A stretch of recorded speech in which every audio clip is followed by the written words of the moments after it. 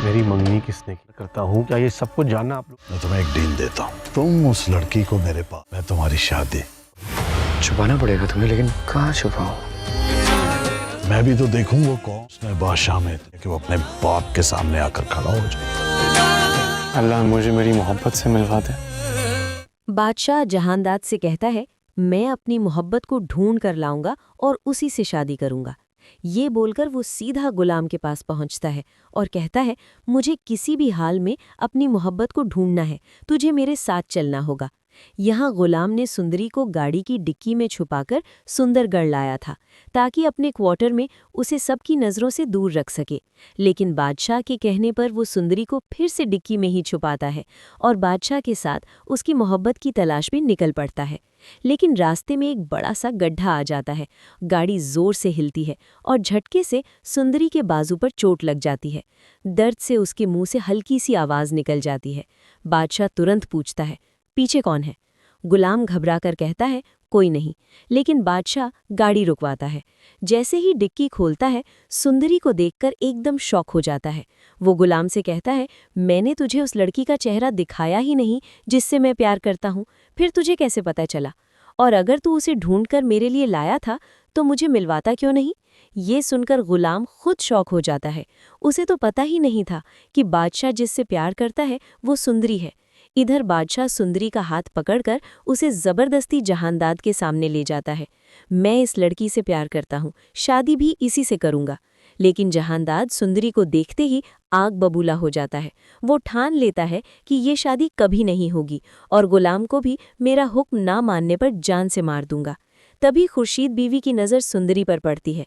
वो एक पल के लिए उसके चेहरे पर नज़र टिकाए रह जाती है, जैसे सालों से इसी चेहरे का इंतज़ार था। वो सुंदरी से पूछती है, तुम्हारे बाप का नाम क्या है?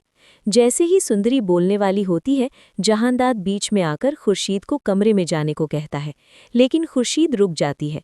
सुंदरी कहती है, मेरे अब्बू का नाम आशिक अली था, वो अब इस दुनिया में नहीं है।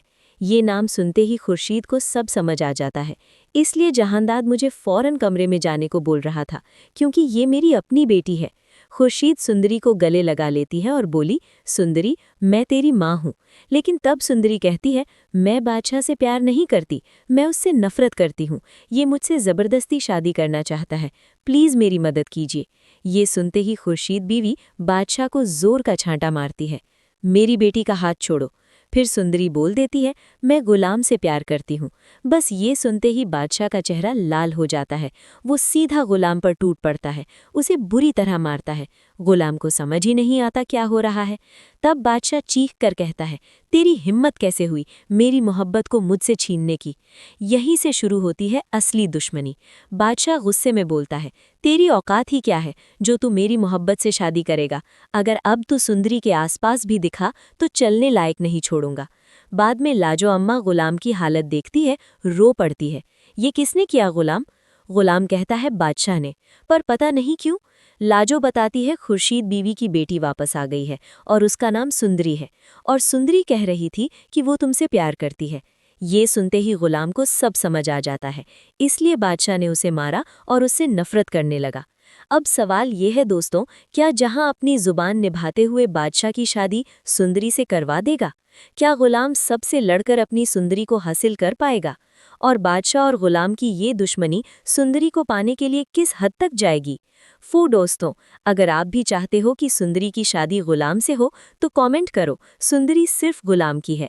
और हाँ, ये सिर्फ हमारी प्रिडिक्शन है, गलत भी हो सकती है, जो सिर्फ एंटरटेनमेंट पर्पस के लिए बनाई गई है। वीडियो पसंद आए तो लाइक करें और चैनल को सब्सक्राइब करना ना भूलें।